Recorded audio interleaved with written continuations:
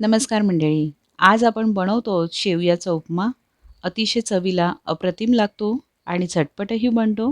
तर सकाळच्या घाईमध्ये ब्रेकफास्टसाठी अतिशय उत्तम डिश आहे. त्यासाठी आपण कढईमध्ये तेल छान गरम करून त्यामध्ये आपण फोडणी करणार आहोत. पाव चमचा मी इथे मोहरी घालून घेतलेली आहे. एक मोठा चमचा आपण इथे फुटाण्याची डाळ घालून घेतलेली आहे. सोबत आपण 10-15 इथे काजूचे गर घालून घेतो आहोत. तर फोडणीमध्ये तुम्हाला हवं असेल तर तुम्ही शेंगदाणे, उडदाची डाळ किंवा इतर कुठलेही जिन्नस तुम्ही वापरू शकता. छान आता आपल्याला ढवळून घ्यायचं आहे. आपले काजू आहे त्यांना एक साधारण हलका तपकिरी रंग येण्याची वाट पाहायची आहे. आता आपण यामध्ये मेथी दाणा घालून घेतो आहोत. सोबत आपण घालून घेतो आहोत कढीपत्त्याची पानं. आता पुन्हा एकदा ही फोडणी व्यवस्थित आपल्याला परतवून घ्यायची आहे. यामध्ये आपण आता घालणार आहोत तिखटासाठी हिरव्या मिरच्या. तर हिरव्या मिरच्यामध्ये साधारण मी 3 हिरव्या मिरच्या इथे घेतलेल्या आहेत तुकडे करून, त्या आपण यामध्ये घालून घेणार आहोत. आता आपल्याला ही फोडणी व्यवस्थित परतवून घ्यायची आहे. छान आपल्याला फोडणी मंद गॅसवरती शिजवून घ्यायची आहे. यामध्ये फोडणीचा स्वाद असतो. छान परतवून झाली आपली फोडणी, की आपण यामध्ये आता बारीक चिरलेला कांदा घालून घेणार आहोत. इथे मी 2 मध्यम आकाराचे कांदे बारीक चिरून घातलेले आहेत आणि व्यवस्थित आता आपल्याला कांदे नरम करून घ्यायचे आहेत. कारण कांदे नरम झाल्यानंतरच आपल्याला पुढची कृती करायची आहे.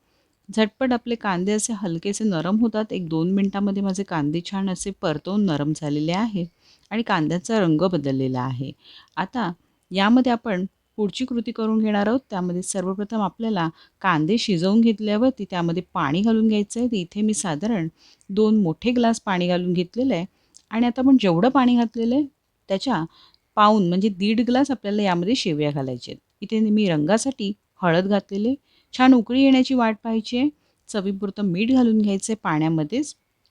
आता आपण इथे 1.5 कप इतके वर्मिसेली शेवया वापरलेल्या आहेत. इथे मी भाजलेल्या शेवया नाही वापरलेल्या आहेत. तुम्हाला हव्या असल्या तुम्ही भाजलेल्या वापरू शकता. तर या शेवया घालून घ्यायच्या आहेत.